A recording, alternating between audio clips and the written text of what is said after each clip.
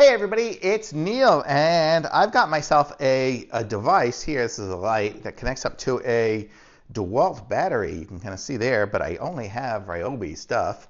I have a converter, so I have a Ryobi battery. Obviously, it's not going to fit onto a Dewalt item, but check out what I got here. This is the converter for it. So look at this. So you can put a Ryobi battery into this, and then it makes it into like a Dewalt battery. So let's see if it works. So let's see if it snaps into place.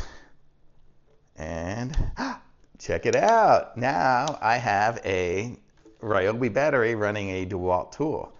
That is cool. So now I can run all my Dewalt stuff when I get random Dewalt things off of my this little device here. So this is a great little converter device, and it just goes in. You see the battery connects up into it. So super cool. Awesome. Thumbs up.